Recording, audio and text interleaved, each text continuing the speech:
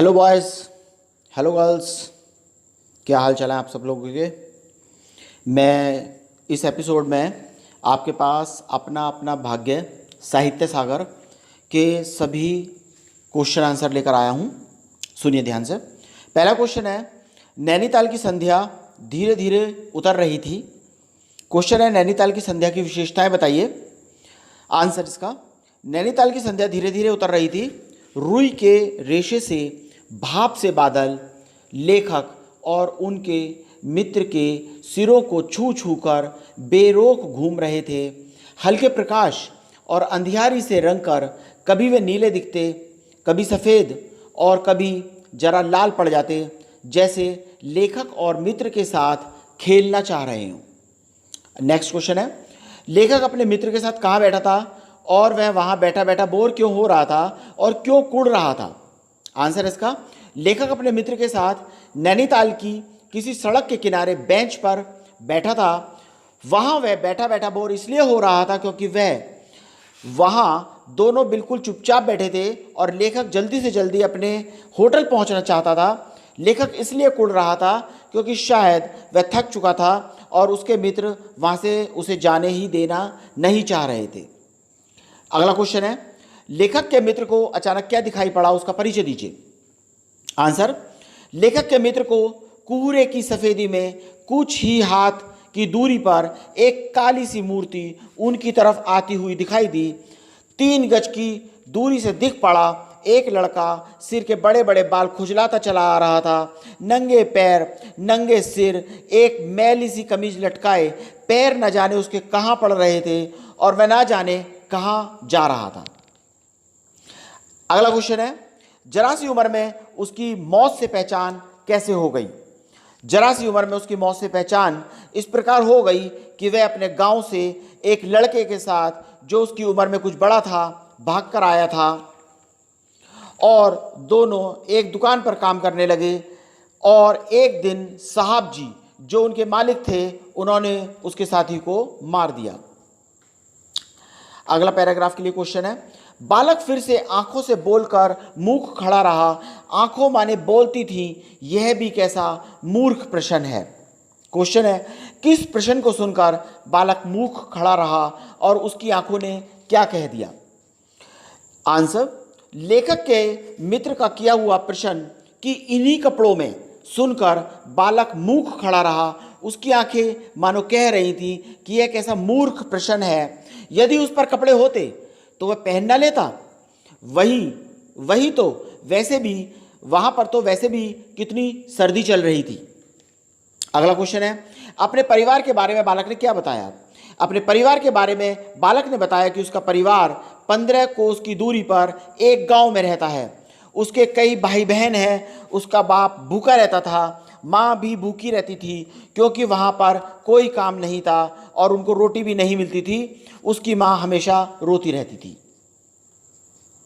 अगला क्वेश्चन है, लेखक को बालक की किस बात को सुनकर अचरज हुआ। लेखक को बालक की इस बात को सुनकर अचरज हुआ कि उसकी जरा सी उम्र में उसकी मौत से पहचान हो गई कि उसका साथी जिसके साथ वह भाग कर आया था उनको उनके साहब ने, जिनके यहाँ वे दोनों काम करते थे, उन्होंने उसके साथी को मार दिया था।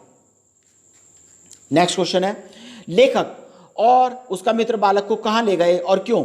वकील साहब को पहाड़ी बालक के संबंध में क्या मत था। आंसर इसका, लेखक और उसका मित्र बालक को उनके वकील दोस्त के होटल में ले गए। उसे वहाँ इसलिए ले गए क्योंकि वह चाहते थे कि बालक को कोई ना कोई काम मिल जाए जिससे उसे रहने और खाने के लिए कुछ मिल जाए। वकील साहब का पहाड़ी बालकों के बारे में यह मत था कि पहाड़ी बड़े शैतान होते हैं, उनके बच्चों में बड़े बड़े अवगुण छुपे रहते हैं। और उन्होंने मित्र से कहा कि अगर मैंने इसको नौकर रख लिया तो अगले दिन जाने ये क्या लेकर मेरा चंपत हो जाए। अगला क्वेश्चन है, भयानक शीत है, उसके पास बहुत कम कपड़े, यह संसार है यार। मैंने स्वार्थ की फिलॉसफी सुनाई। क्वेश्चन, लेखक के मित्र की उदासी का कारण स्पष्ट करते हुए बताइए कि वह बालक की सहायता क्यों नहीं कर सका। लेखक के मित्र की उदासी का कारण यह था कि वह एक पहाड़ी बालक को काम नहीं दिलवा पाया और उस समय उस रात इतनी शीत चल रही थी कि बालक के पास कपड़े भी कम थे जो उसे इतनी शीत से बचा पाते।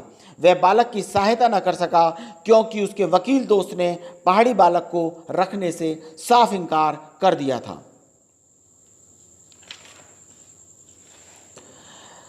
सिर्फ अपना ही सोचते हैं। यह संसार है यार, वाक्य आजकल के मनुष्यों में किस प्रवृत्ति का द्योतक है? क्वेश्चन है ये हमारा। आंसर इसका यह संसार है यार, वाक्य आजकल के मनुष्यों के इस प्रवृत्ति का द्योतक है कि आजकल मनुष्य सिर्फ अपना ही सोचते हैं। वे दूसरों से पहले अपना काम करना चाहते हैं। वे अपनी सुविधाएं पहले देखते हैं और जिन पर सुविधाएं हैं ही नहीं उनके बारे में कोई कुछ नहीं सोचता। अगला क्वेश्चन है, अपना अपना भाग्य कहानी में निहित व्यंग को स्पष्ट कीजिए। अपना अपना भाग्य कहानी में निहित व्यंग यह स्पष्ट करता है कि एक गरीब बालक सब कुछ छोड़कर बहुत दूर गांव से शहर की ओर भाग आया। वहां जाकर भी उसके साथ स्वार्थी दुनिया ने एक गंदा मजाक किया। वह ठंड की वजह से सड़क के किनारे तड़प कर मर गया और दूसरी तरफ लेखक और उसका मित्र गर्म कमरों में सो रहे थे। अगला क्वेश्चन है, अपना अपना भाग्य कहानी के शीर्षक की सार्थकता पर प्रकाश डालिए। क्वेश्चन है, आंसर इसका देखिए। अपना अपना भाग्य कहानी से हमें यह पता चलता है कि आज के युग में व्याप्त स्वार्थपरता, मनुष्य की हृदयहीनता और संवेदन शून्यता तथा गरीबी का चित्रण किया गया है।